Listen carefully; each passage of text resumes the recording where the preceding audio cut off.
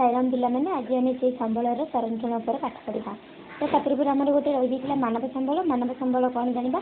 मानव संबल हूँ मनीष निजर ज्ञान दक्षता कारीगरी विद्या द्वारा जहाँ उत्पादन करे नूतन द्रव्य बा नूतन जिनस उत्पादन करे ता ही हूँ मानवीय संबल। तो गोटे माना बोली गोटे छोट पिला सी ता माँ को प्रश्न कर माँ मुझे राति एमती गोटे स्वप्न देखिली सबू पृथ्वी सब जल सुखी जाइए सब गछ कटा आ कौटी आम खाद्य पाऊने खाइदे किए भी पाऊने।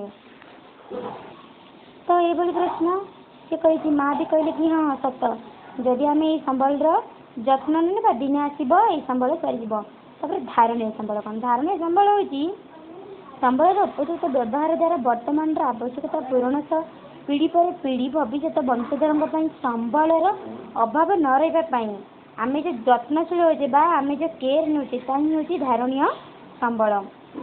तो धारणीय संबलर केतेक विशेषता रही सेगुड़िक आम ए डिस्कसन करवा। दुनिया समस्त जीवजंतु प्रति सम्मान और जत्न करवा जिते सब छोट माने देख गोटे पक्षी कुकुर बिले आम एगुड़ा सब कौन करुचे ना प्रति आम टी जदि आम पिंडा पलि आसले आम बाड़े दौचे कि किसी भी आम पचार आसले आम डर लगुच बोले सेमती करवानी आम जत्न नेबा आर जदि किसी असुविधा होती आम कौन करवा सुरक्षा देवा आ सम्मान करवा। मनुष्यर जीवन मान उन्नति आने आ प्रत्येक मनुष्यर जीवन मान बंचिया स्थल किसी परिवर्तन करवा पृथ्वी सामर्थ्य विविधतार जत्न नेबा संरक्षण करवा प्राकृतिक संपदर अवक्षय यथासंभव ह्रास करवा परिवेश प्रति व्यक्तिगत आभिमुख्य व्यवहार परिवर्तन आने विभिन्न अंचलवासी से परिवेश प्रति जत्नवान होगा सचेतन कराइबा। तो आम आमर परिवेश संपूर्ण भाव में जत्न नेबा। देख पिले गचर परिमाण कमिले आमको अम्लजान अभाव रहा सहित जेकोसी पशुपक्षी जदि संख्या कमी जाए तेज आमर परिवेशर भारसाम्य संतुलन परिवेशर संतुलन हर बस तेणुक आम ए सब प्रति जत्नशील होगा उचित।